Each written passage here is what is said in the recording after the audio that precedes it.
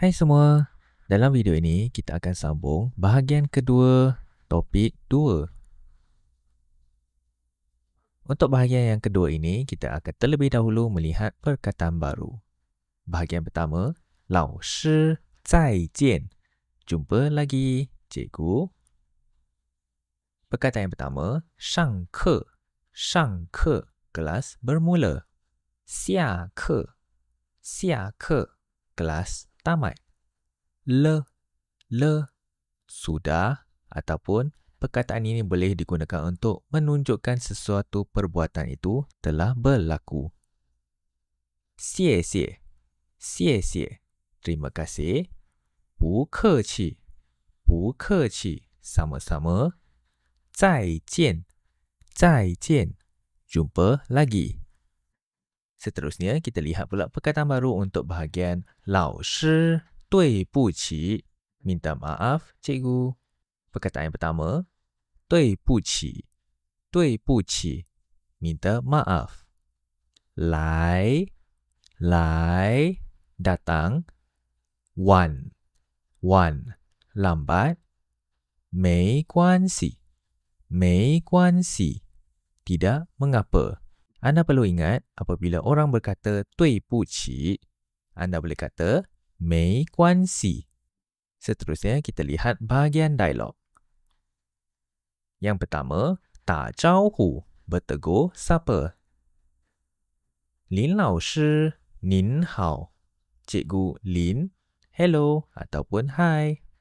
Kenapa di sini menggunakan perkataan nin? Kerana Lin 老师, Cikgu Lin, ialah seseorang yang kita hormati. Aiman, 你好. Aiman, hello. Dialog yang kedua, 问候, bertanya khabar. Aiman, 你好吗? Aiman, apa khabar? Atau how are you?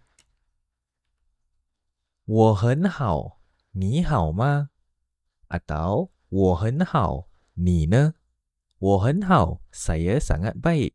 你好吗? Awak apa khabar? 我很好, 你呢? Saya sangat baik. Awak pula. 我也很好, saya juga sangat baik. Dialog yang ketiga, 老师早安. Cikgu, selamat pagi. Aiman berkata, 同学们起立行礼. 老师早安. 同学们, pelajar-pelajar ataupun rakan-rakan. 起立, berdiri tegak. 行礼, tunduk hormat. 老师早安. Cikgu, selamat pagi. Lin 老师 berkata, 同学们早安请坐. 同学们, pelajar-pelajar, 早安, selamat pagi. 请坐, sila duduk. 同学们 berkata, 谢谢老师, terima kasih cikgu. Dialog yang keempat, 老师再见. Cikgu, selamat tinggal atau cikgu, jumpa lagi. Lin 老师 berkata, 同学们下课了.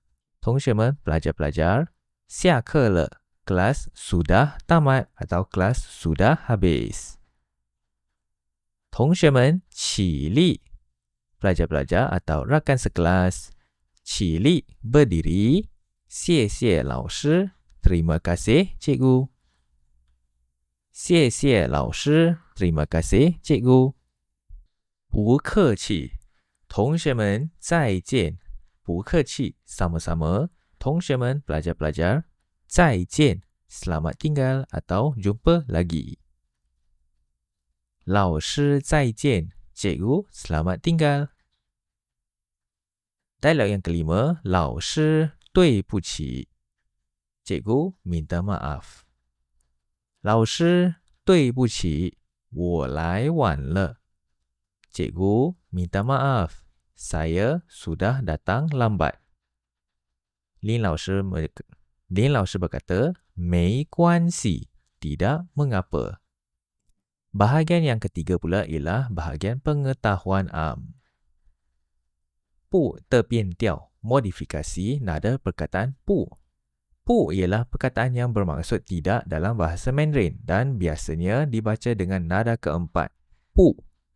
Namun, apabila pu diikuti oleh satu suku kata yang juga bernada keempat, maka nadanya akan berubah daripada nada keempat pu kepada nada kedua pu.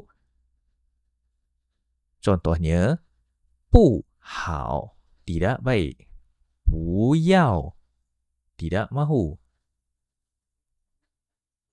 Tujuannya ialah untuk melancarkan sebutan dan mengelakkan kedua-dua nada keempat berturut-turut yang kedengaran seperti bunyi keras dan berlanggar.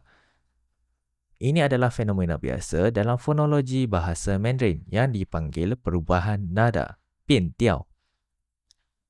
Contoh-contoh yang lain pula ialah bu tui, tidak betul.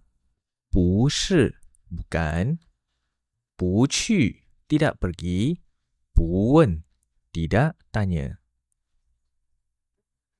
Kesimpulannya untuk bahagian yang kedua ini, anda telah belajar xie xie, bu ke qi, terima kasih, sama-sama.